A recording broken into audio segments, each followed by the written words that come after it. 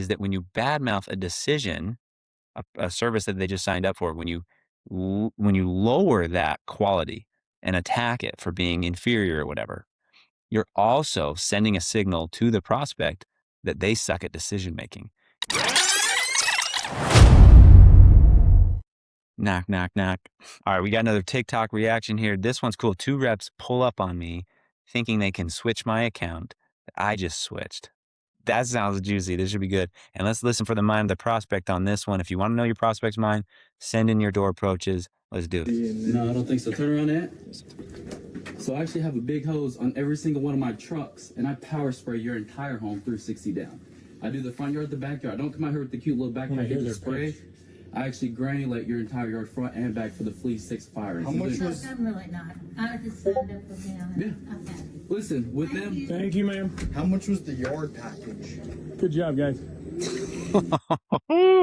This is interesting. Okay. All right. So listen, I actually don't know. We don't know. There's so much we don't know here. But from what I can tell, he just signed this up. The person filming the footage that we have, he just signed them up. They're getting service. These other reps are now knocking that door and looking to earn that business for them. And he sees them and so comes up and starts filming. This is what I can gather. This is super, super interesting. Okay. What we pick up on is that the new sales reps, are pushing hard. They're selling all feature. It's just them talking, right? And it's hard. And it's like, I do all of this. I do all of this. I granulate the whole thing. I don't come out with some cute little backpack or whatever. And I want you to realize 2 things. 1, you're making it all about you, and you just badmouthed the company that they signed up with, which what so many sales reps don't realize that's happening is that when you badmouth a decision, a service that they just signed up for, when you lower that quality and attack it for being inferior or whatever, you're also sending a signal to the prospect that they suck at decision making. You're questioning their own ability to decide for value. So now the mind of the prospect is going to be something like this. How dare you tell me I went with an inferior product? And they're going to look for the reasons to back up their decision because you are attacking it. And what do we do when we get attacked? We defend.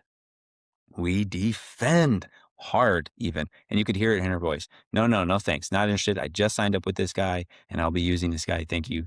And please go away, and closes the door. Right. And so he backs off. No one's like, okay, nice try, guys. Right. But what's happening here is these sales reps looking to switch. Maybe they had the better service. Maybe they do have the better offer. You don't convince someone of that by just talking about how much better yours is, or by just bad mouthing theirs. You do that by guiding, you do that by leading, you do that by uncovering, by asking questions. And you do that with a much more calm tone and a curious one to engage and understand than you do with an accusatory tone, this high elevated, like, oh, we're so much better.